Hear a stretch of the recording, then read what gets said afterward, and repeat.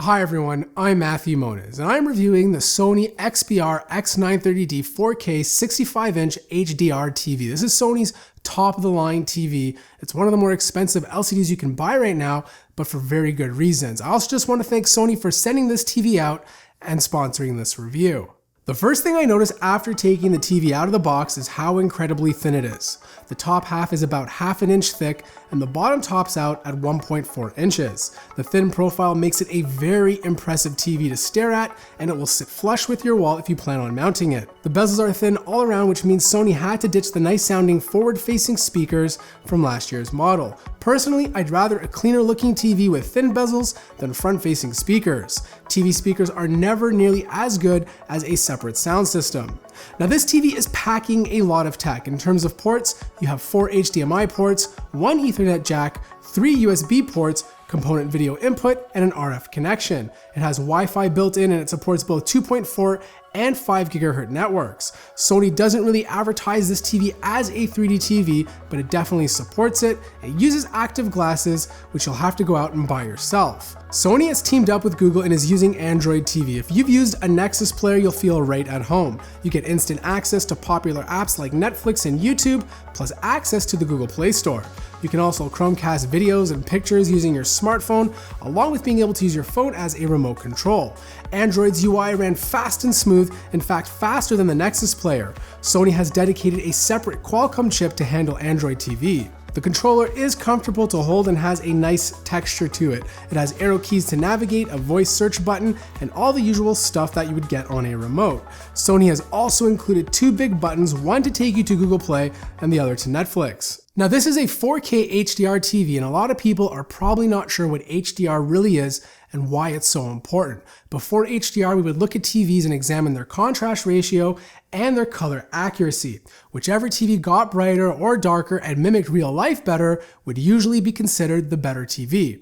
Well, HDR takes things to the next level. Not only are you getting even better contrast ratios and color accuracy, you're also getting a wider color gamut to work with. With more colors to choose from, HDR videos start to look a lot more realistic than ones that don't support it.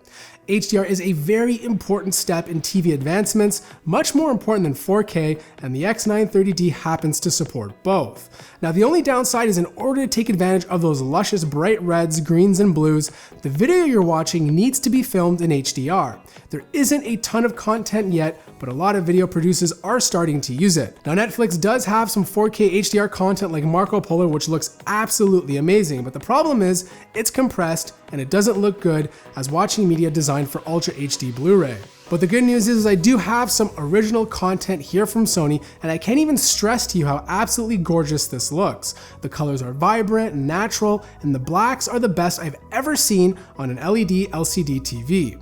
My camera doesn't really do the picture quality any justice. It's one of those things you'll have to go in and check out for yourself. Now there's a lot of other tech that goes into this TV to make the colors look the way they do, but one area that LED TVs usually fall behind is achieving those deep blacks like their plasma and OLED counterparts. Sony has introduced a slim backlight drive that stacks 2 rows of edge-mounted LED modules along the sides of the LCD panel, along with guide plates for each LED module to illuminate different zones. This allows for more control over a conventional edge-lit LED-LCD while being able to squeeze all of this into a slim form factor. The result is that it's not perfect, but a lot closer than any other LED-LCD TV I've seen to achieving those deep blacks. Sony also has some of the best upscaling technology in their TVs. Let's face it, there's not a ton of 4K content as of yet. So if you're gonna upscale your SD or HD media to 4K, it needs to look good.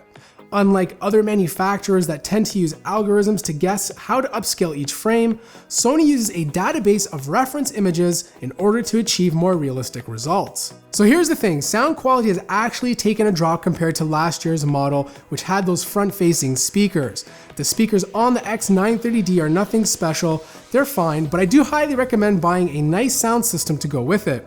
Sony was nice enough to lend me the HT-NT5 soundbar and subwoofer. They sound great and complement the TV quite well. It also gives you an extra 3 HDMI ports to work with and is 4K compatible.